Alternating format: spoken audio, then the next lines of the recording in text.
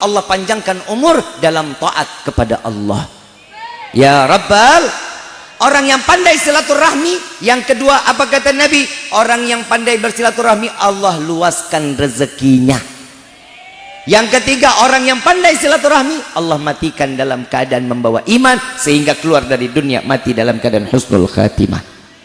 Ya Rabbal, mudah-mudahan apa yang disampaikan di malam ini menjadi bermanfaat. Dan insya Allah apa-apa yang disampaikan di malam ini menjadi ilmu yang akan membawa kita dalam keistiqamahan. Kalau kita sudah istiqamah di dalam satu perbuatan, maka keistimewaan tersebut, istiqamahnya akan membawa kita sampai ke dalam syurganya Allah. Amin ya Rabbal. Yang terakhir dari saya, belajar untuk beramaliyah baik di hadapan orang. Ya, ibu, bapak, urusan sama Allah baik, tapi begitu juga dengan manusia juga harus hablum minallahnya baik, hablum minannasnya juga harus baik. Nggak boleh kita sama Allahnya udah baik tapi urusan sama manusianya nggak baik. Hati-hati. Kenapa? Karena kita bisa menjadi orang yang bangkrut. Apa yang kita jalankan di dunia dengan amaliyah kebaikan, Allah berikan kita pahala nanti di yaumil qiyamah. Karena kejelekan kita kepada manusia, maka pahala ini akan diberikan, maka dosa orang lain tersebut akan disampaikan kepada kita, sehingga kita tidak membawa pahala yang harusnya masuk surga, jadi masuk neraka. Na'udzubillahi min.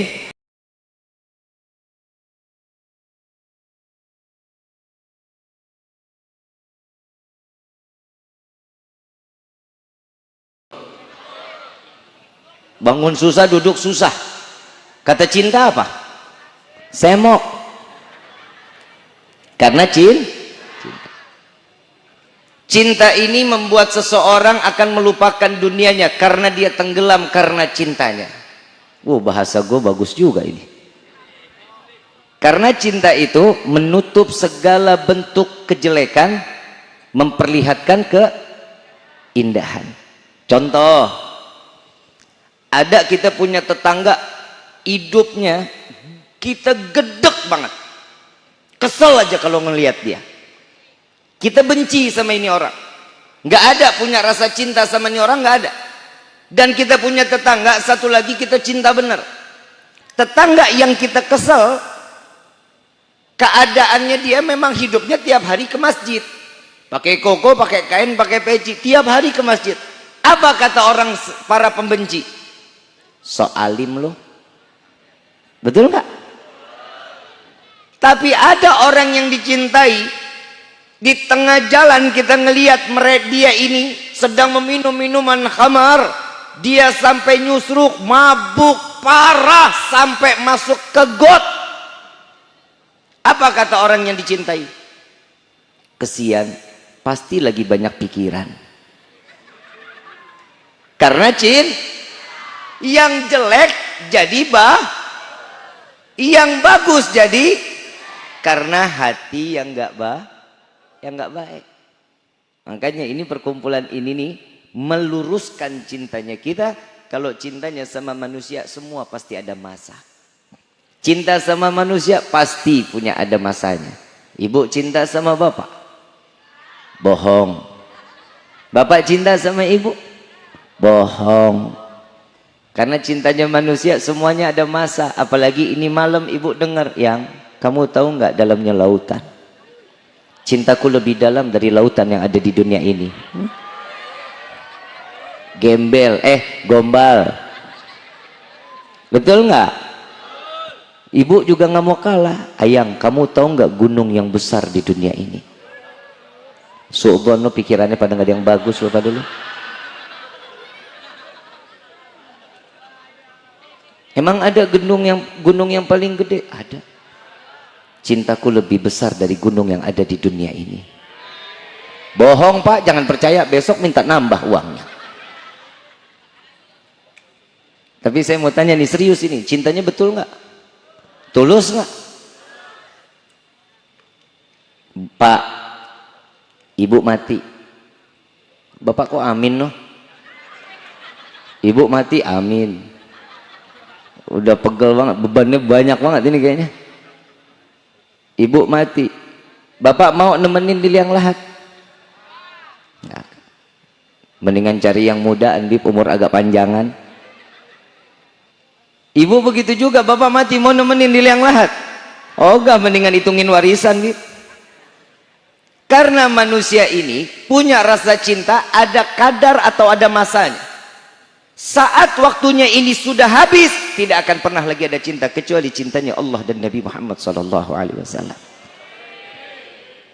Kalau kita cinta sama manusia, sama artis, sama aktor, ya udah, dia bagaimana kita ikutin. Tapi kalau kita cinta kepada Nabi, kita ngikutin apa yang dijalankan oleh Rasulullah, pahala dapat, surga jaminannya. Jadi kita dengar baca maulid, ahdiru qulubakum ya ma'syar dzawil albab. Hadirkan hati dan pikiran kalian, wahai mereka orang-orang yang berakal. Buat orang yang punya akal, rasa cinta itu nggak bisa ngalahin akal. Kadang manusia ini akalnya itu terpengaruh karena cinta. Ada yang dikatakan cinta buta. Kalau cinta buta kepada Rasulullah aman, cinta buta kepada manusia nggak akan aman kehidupannya. Makanya saya cuma mau bilang, jaga cintanya ini cuman untuk Allah dan Rasul sallallahu alaihi wasallam. Kenapa? Karena Nabi cintanya lebih dulu. Saya mau tanya, cinta bertepuk sebelah tangan enak nggak sih? Anak muda, anak muda, lembek suaranya. Anak muda, pernah ditolak?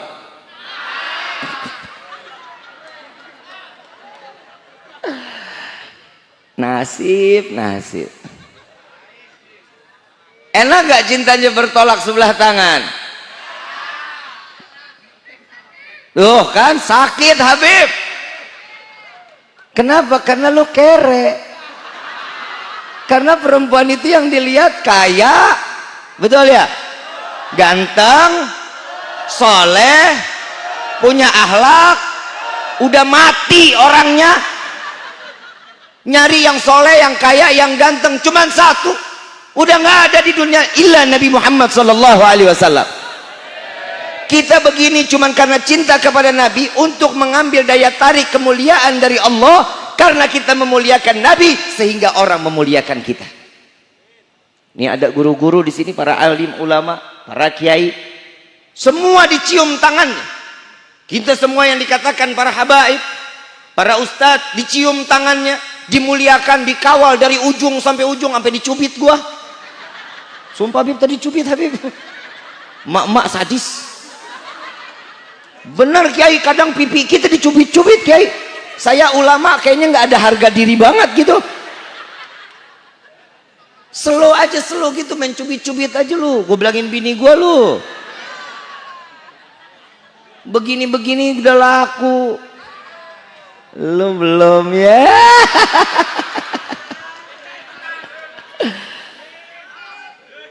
Di mana mic mengkrelep banget lagi dah. Ini takut nempel di tangan, saya ngelap muka, istri nanya, dari mana kok glitter mukanya? Bahaya nih Habib. Habib Hasan, kalau mau ke belakang fadhol, biar rayit Habib. Saya di sini kalau ceramah di depan guru kayaknya agak ngeblank. Saya mau ngomong apa saya bingung kan, Kiai kan begitu ya. Kita kalau ceramah depan guru kan bingung ya. Dari tadi saya sih nahanin hati aja, lama banget dah bangunnya, kagak bangun-bangun. Masya Allah, mudah-mudahan Allah kasih banyak umur, sehat afiat Habib Hasan. Amin Allahumma amin. Ayuhal hadirun jamaah rahimakumullah. Tadi sampai mana kita tuh? Apa? Dicubit. Para alim ulama, para kiai, para asatid, para asatidah, mereka dicium tangannya, direbut tangannya, dikawal dari ujung sampai ujung. Bukan karena dirinya, melainkan mereka membawa kecintaan ilmunya kepada Nabi Muhammad SAW. Kalau bukan karena membawa ilmu, siapa yang mau kawal-kawal kita? Maaf, ini hari Rifki datang pakaian petasan. Betul nggak? Di ujung tol udah dijagain, dianterin sampai sini. Satu syaraf Rifki terputus, gelo. Ada yang mau ngawal saya? Ngapain ngawal orang gila? Orang yang dijaga itu kenapa? Karena mereka membawa ilmunya Nabi Muhammad sallallahu alaihi wasallam. Kalau sudah tahu membawa ilmunya, mudah-mudahan cintanya juga lebih besar kepada Nabi.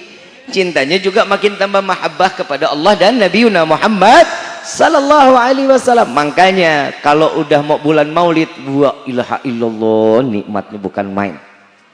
Pulang ke sana berkah.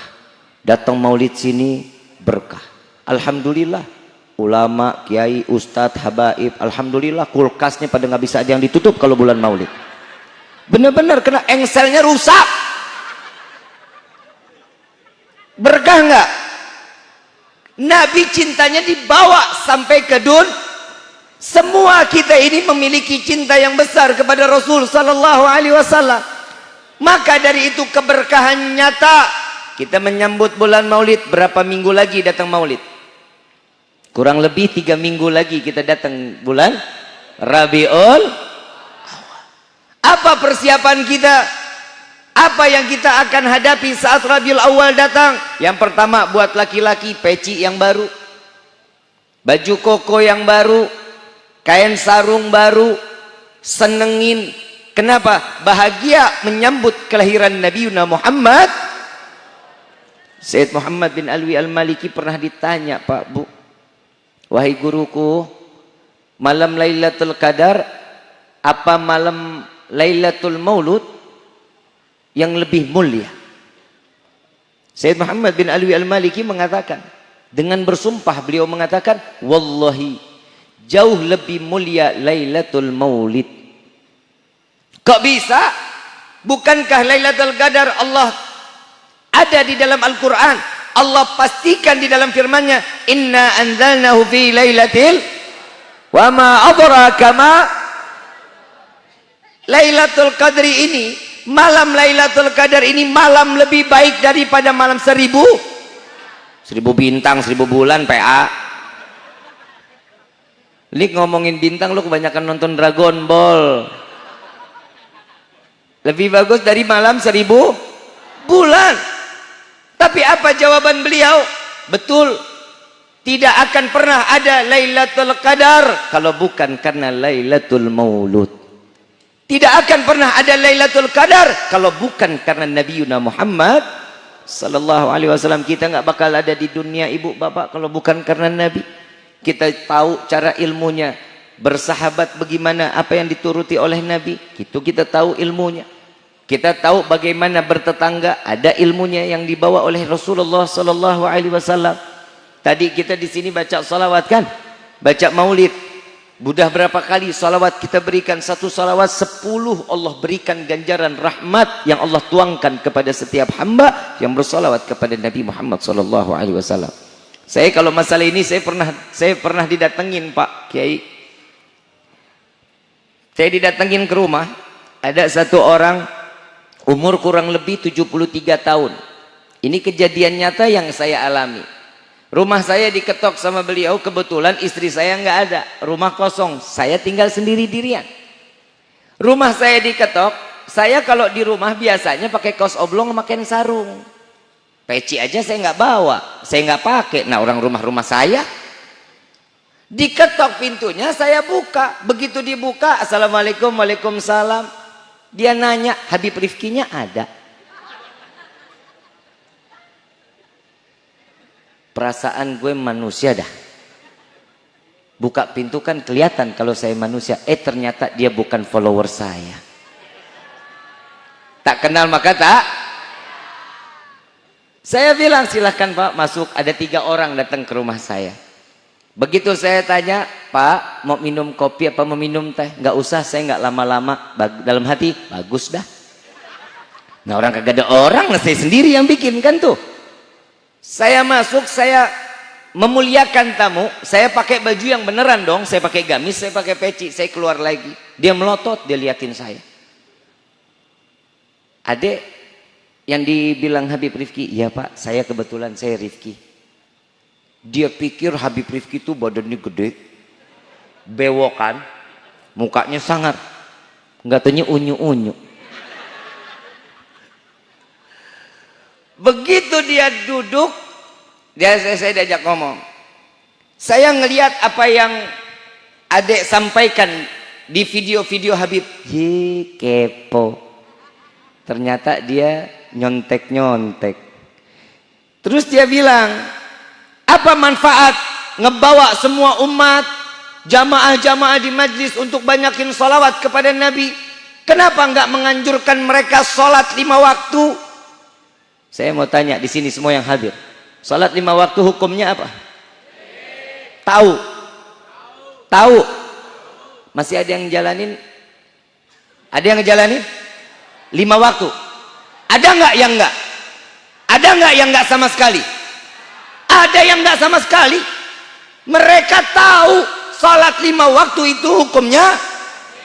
Orang yang tidak menjalankan salat 5 waktu dosa besar. Tahu, semua manusia sudah tahu. Tapi ada orang yang dengan sengaja meninggalkan salat 5 waktunya. Saya bilang, Pak, kalau itu udah dari kecil udah dididik sampai disabat sholat. Mereka udah pada tahu. Tapi kenapa mereka itu nggak sholat? Kenapa masih ada orang yang maksiat? Kenapa masih ada orang yang main judi slot? Hahaha.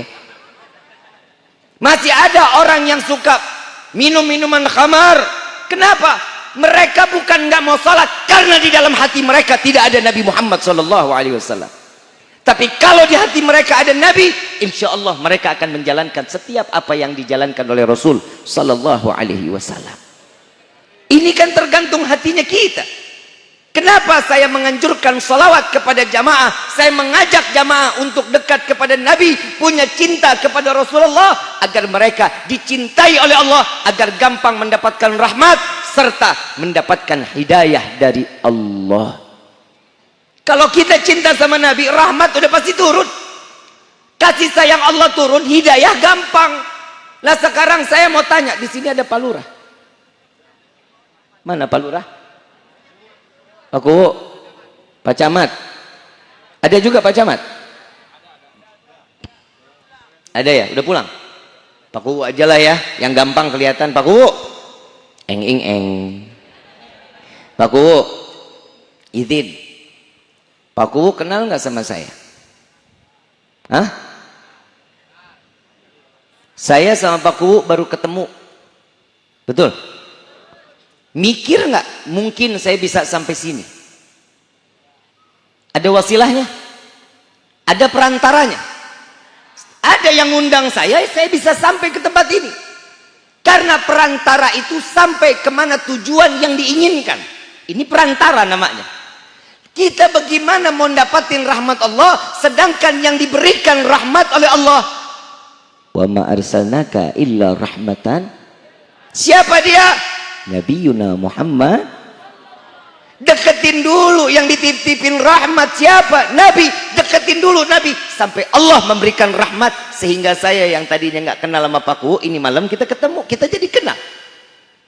Tadinya nggak punya rasa sayang, timbul rasa. Dia bilang, oh Habib salah. Ini Bapak bilang sama saya, Habib salah. Oh iya baik Pak, kalau saya salah saya minta maaf. Lalu tolonglah jangan pernah mengumbar-ngumbar sesuatu yang tidak pernah dijalankan oleh Rasulullah. Contohnya apa Pak? Maulid itu buat apa? Setiap kali datang ke dalam majlis ada baca maulid, ada setiap ini baca maulid. Saya bilang lagi, loh saya kan menceritakan sejarah Nabi. Mereka yang namanya lagi baca maulid menceritakan sejarah Rasulullah. Al-Quran isinya paling banyak sejarah. Firman-firman Allah semua rata-rata sejarah. Paling banyak adanya sejarah di dalam Al-Quran. Kenapa? Karena ini mencontohkan. Kalau kita mau tahu sesuatunya, maaf, 17 Agustus kita harus tahu bagaimana sejarah terjadinya kemerdekaan Indonesia. Betul apa enggak? Indonesia diberikan keberkahan atas rahmat Allah. Ada di undang-undang loh. Ada di Undang-Undang Dasar 1945 atas rahmat Allah yang maha kuasa. Berarti rahmat Allah apa? Sesuatu kasih sayang yang diberikan kepada hamba. Karena sesuatu tersebut mereka menginginkan menggapai rahmat Allah. Karena dia pengen. Maulid ini curahan rahmat. Setiap kita dengar ya Jibril nadi fi sahril mahlukat min ahlil ardi was sama bitahani wal bisyarah fa inna an-nur al-maksun wa sir al-maknun alladhi qablaha al-wujud al-ashya wa ibda'il ardi was sama bitahani wal bisyarah. Coba kita lihat, ini adalah sejarah yang diberikan oleh Syekh Abdurrahman Ad-Diba. Allah di dalam hadits qudsinya memerintahkan kepada malaikat Jibril, sampaikan kepada penghuni langit dan bumi. Siapa yang tahu sampai segitu Nabi bisa dimuliakan kalau bukan karena sejarah-sejarah yang diberikan oleh guru-guru kita? Betul apa enggak? Jadi kalau kita pengen kenal seseorang, tahu dulu.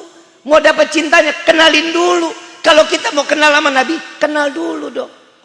Kita ngakunya cinta sama Nabi, sholawat lebih dari 300 nggak pernah. Sholawat sehari cuma 10 kali apa 9 kali. Berapa kali? Di dalam sholat wajib sholawat ya, ada ya? Di dalam sholat ada sholawat nggak? Ada ya? Sholat duhur berapa kali sholawat kita? 4 PA. Tahiyatnya ada berapa? Berapa kali kita sholawat berarti? 2. Asar berapa? Maghrib berapa? Berapa? Berarti Isya berapa? Berapa? Jadi adalah subuh berapa? Berapa? 1. Jadi berapa? Sehari semalam berapa kali kita sholawat? Yang bilang 9 berarti nggak pakai kunut. Kalau pakai kunut berapa? 10 kali wajib kita sholawat kepada Nabi setiap waktu. Tapi kalau kita namanya cinta kan sering banget kita nyebut-nyebut nama orang yang kita cintai. Kamu tahu nggak? Habib Rifki itu hidungnya tuh kayak perosotan TK loh. Kamu tahu nggak? Ini begini loh. Ini orang yang dicintai itu pasti diomongin terus. Kenapa? Karena cinta memenuhi hatinya. Anak muda, cinta nggak? Sama siapa lu main cinta-cinta aja lu? Bu, love you. Ngapa lu? Kalau saya ngomong I love you sama laki-laki kan jijik.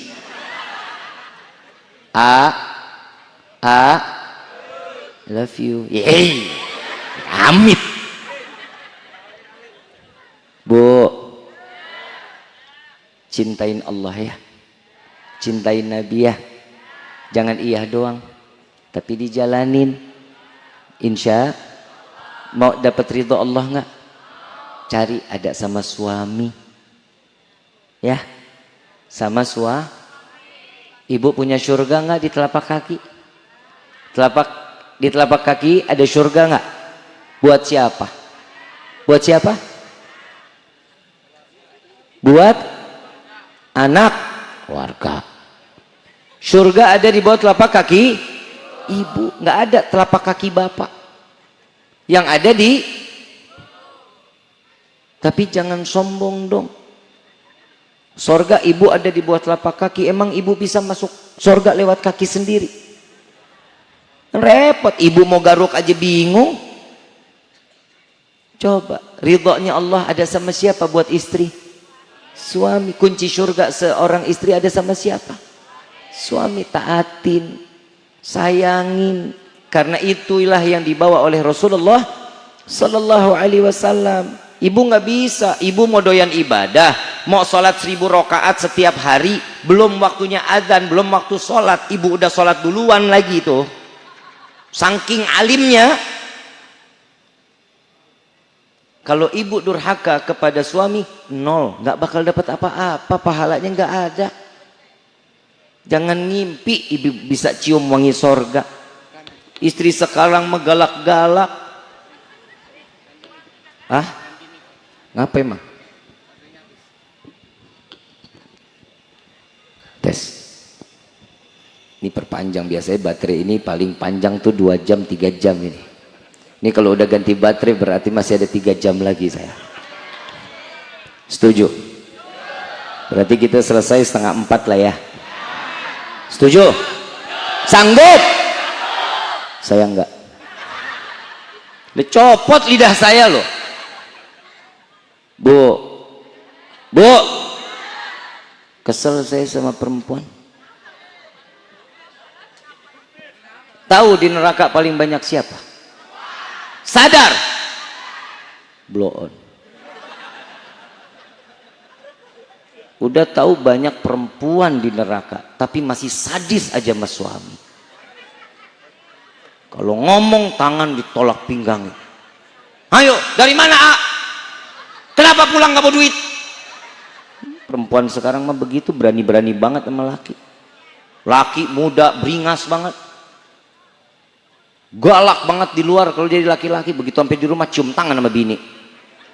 Suami sekarang mah suami solehah, istrinya istri soleh.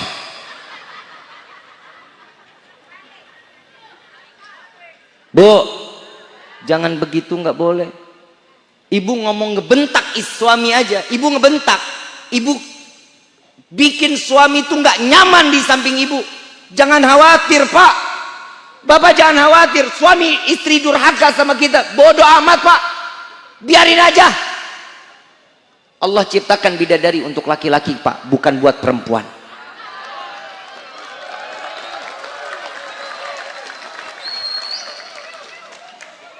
Lah emang iya begitu? Emang lu mau bidadari juga? Yang namanya laki-laki, ibu marah, ibu berani bahasanya tinggi sama suami, itu bidadari nyamperin Allah bilang, ya Allah, serahkan suaminya kepada saya akan berlemah lembut di hadapannya. Jika dia tidak bisa mengurusi, biar saya mengurusi kelak nanti di dalam surgamu ya Allah. Ya, lu siapa? Tenang, Pak lah. Ada istri durhaka, tegur sekali, 2 kali nggak kena, bodoh amat, biarin aja. Bisa tuker tambah.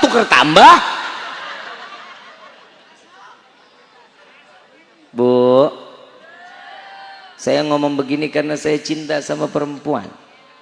Ibu saya seorang perempuan, istri saya, karena nggak mungkin gue cinta sama laki. Di surga paling banyak laki apa perempuan? Es kembang pakai roti.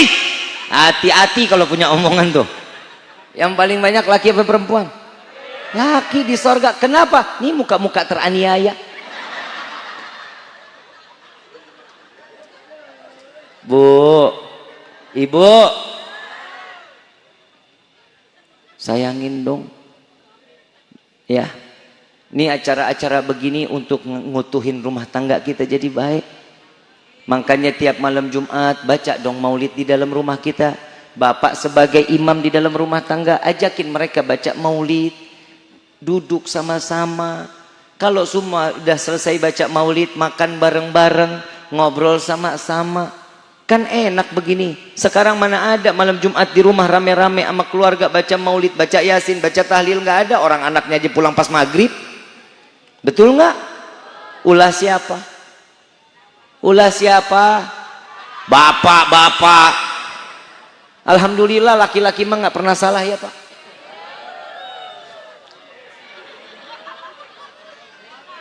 Tapi jujur, Pak, kalau kita jadi laki-laki kita selalu salah, nggak pernah bener, Pak, di mata perempuan.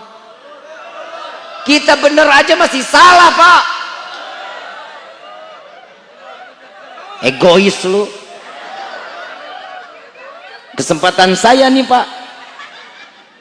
Nggak mungkin dong saya tegur begitu satu-satu, bisa dicakar-cakar saya. Bu, mulai satu pulang. Iya, mulai ada yang kepanasan ya. Kenapa mau pindah jadi laki? Alhamdulillah. Bu, ibu, nggak ada manusia yang sempurna. Betul? Jangan semuanya serba salahin laki-laki, nggak boleh. Ibu baru hamil, punya anak 3, bapak minta keturunan lagi, nggak mau. Capek, lu aja yang bunting. Bini sekarang begitu, Pak, kalau ngomong. Emang dikira hamil enak lah? Kalau ibu nggak mau capek, suruh bapak kawin lagi. Biar yang bunting yang lain.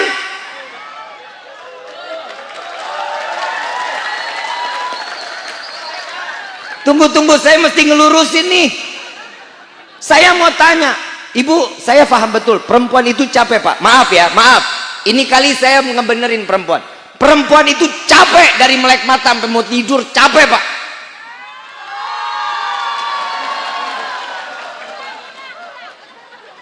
Ngurusin rumah tangga capek nggak? Ngurusin anak capek nggak? Ngurusin suami capek nggak? Makanya Allah kasih di dalam firman-Nya laki-laki boleh nikah 2, 3, 4. Kalau ibu capek ngurusin suami, biar suami ada yang ngurusin, Bu.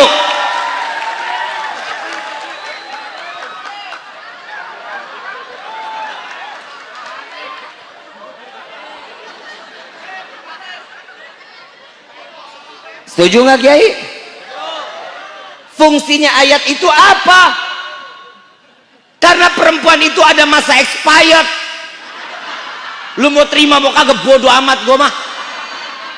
Emang bener perempuan itu ada masa kadaluarsa. Apa? Kempos.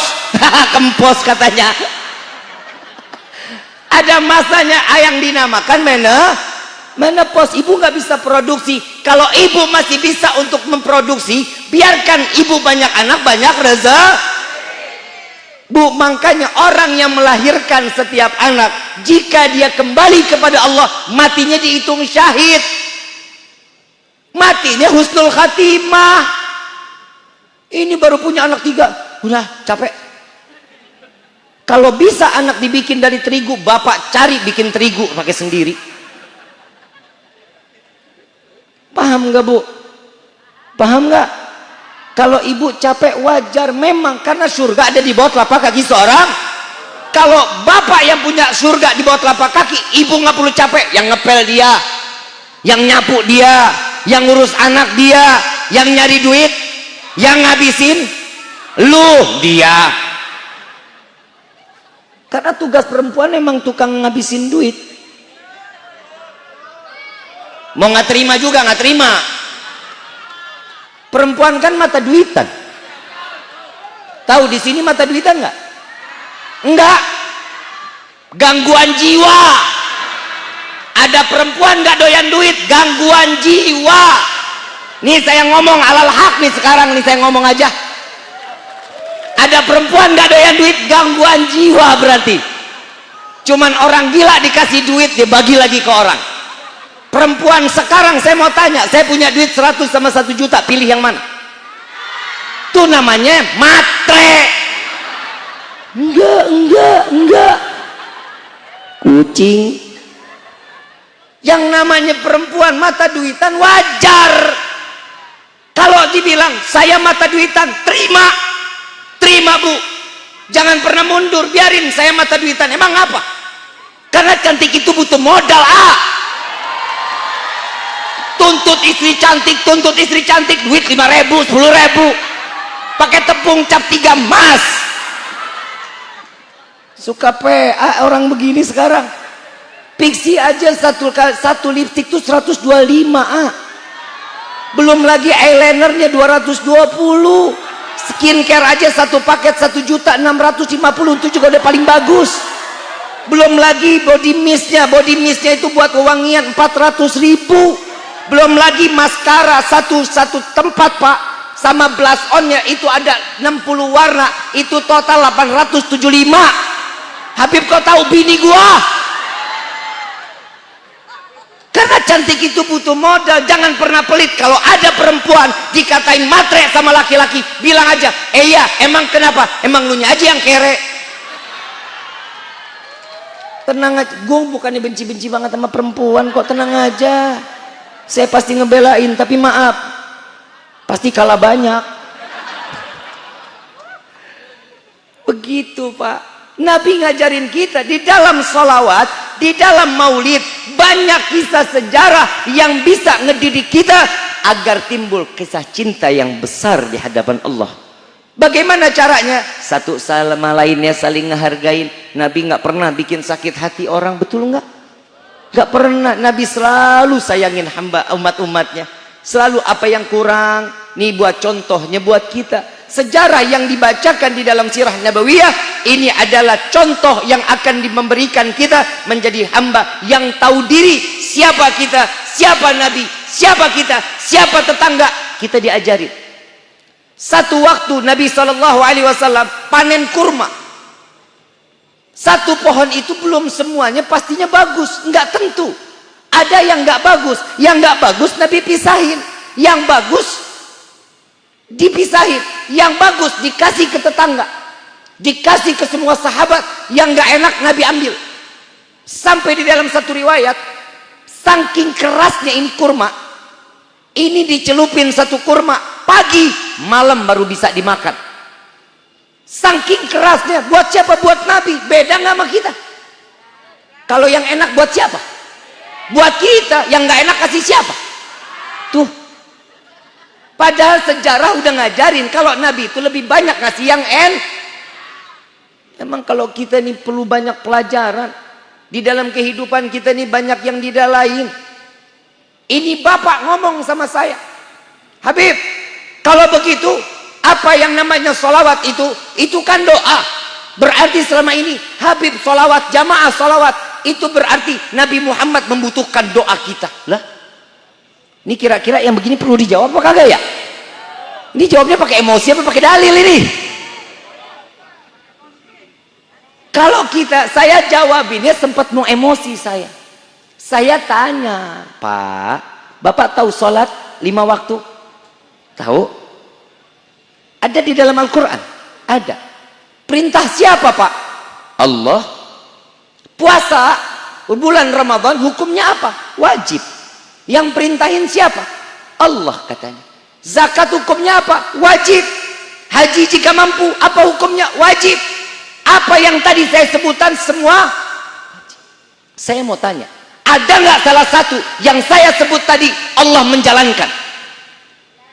Ada nggak? Kita salat 5 waktu, Allah salat 5 waktu. Kita puasa bulan Ramadan, Allah puasa. Kita berangkat haji, Allah jalanin ibadah haji. Kita disuruh bayar zakat, Allah bayar zakat apa enggak? Tapi kita disuruhkan untuk bersolawat kepada Nabi karena Allah lebih dulu mencontohkan innallaha wa malaikatahu yusalluna 'alal ya ayyuhalladzina amanu alaihi wasallimu taslima.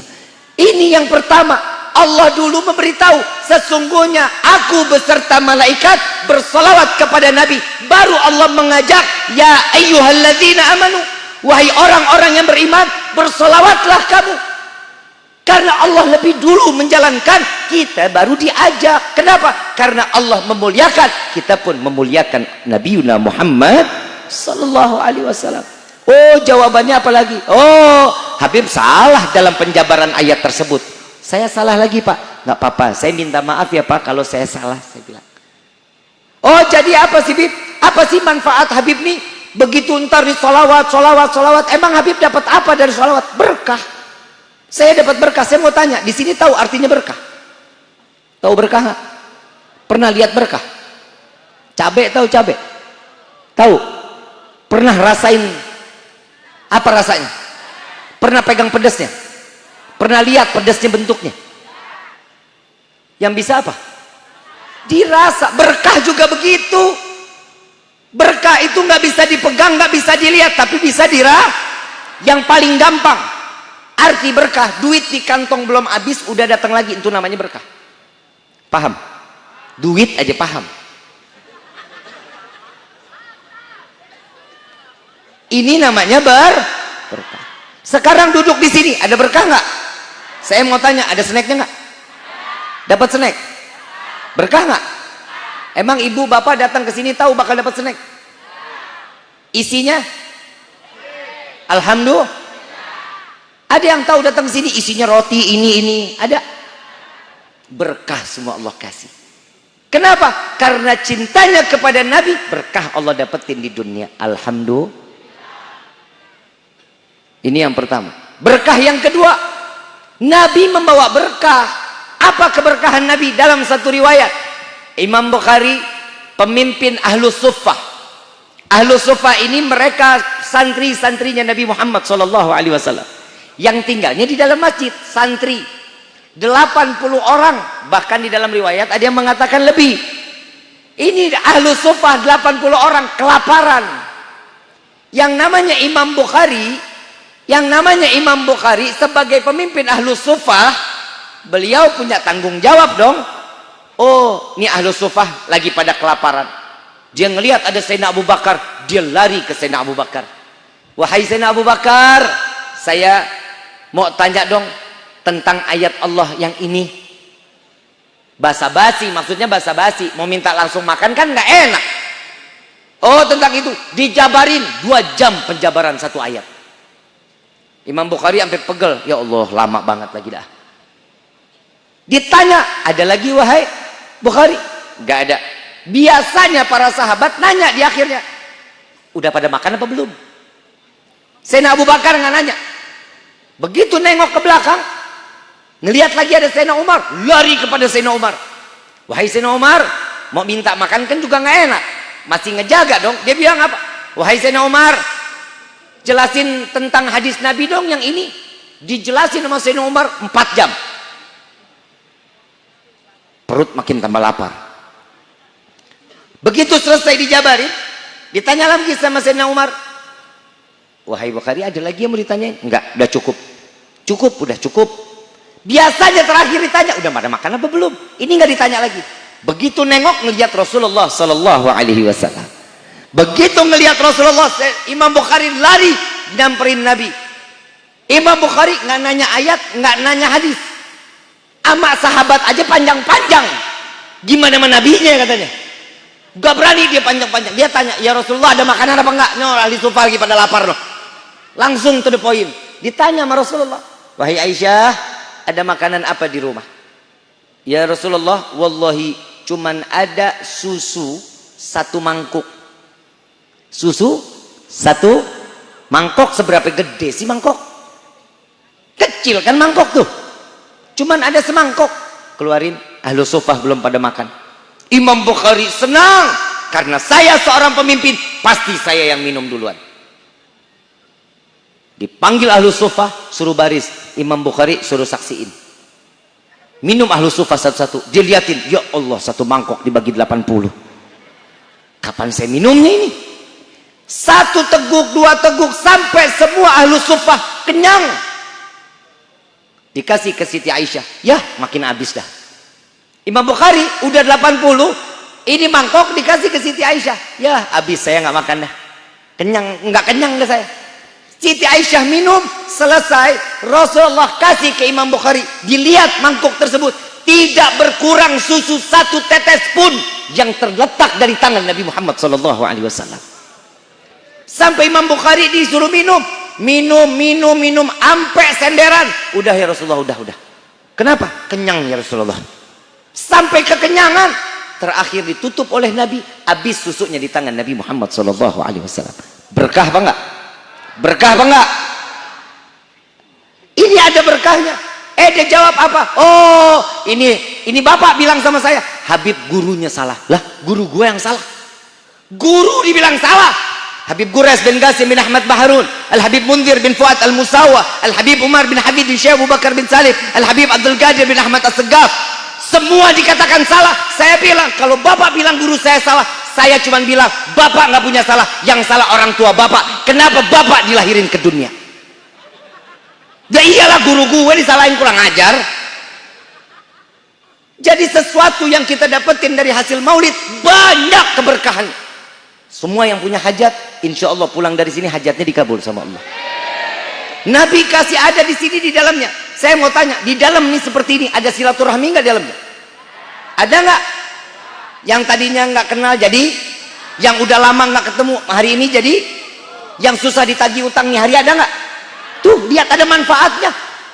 Silaturahminya ada. Yang pertama ngebangun silaturahmi. Apa manfaat silaturahmi? Yang pertama, orang yang pandai menjalin silaturahmi Allah panjangkan umurnya. Emang mau panjang umur? Mau panjang umur? Yang lain mati, kita doang sendirian mau? Ini doanya belum selesai.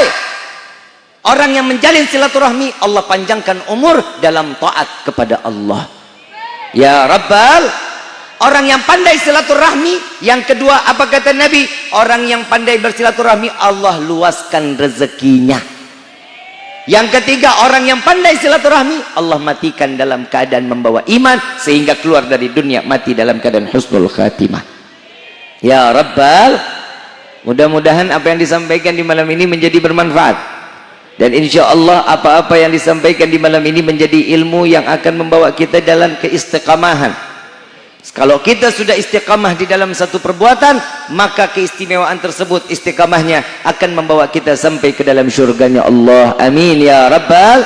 Yang terakhir dari saya, belajar untuk beramaliyah baik di hadapan orang. Ya, ibu, bapak, urusan sama Allah baik, tapi begitu juga dengan manusia juga harus hablum minallahnya baik, hablum minannasnya juga harus baik. Nggak boleh kita sama Allahnya udah baik tapi urusan sama manusianya nggak baik. Hati-hati.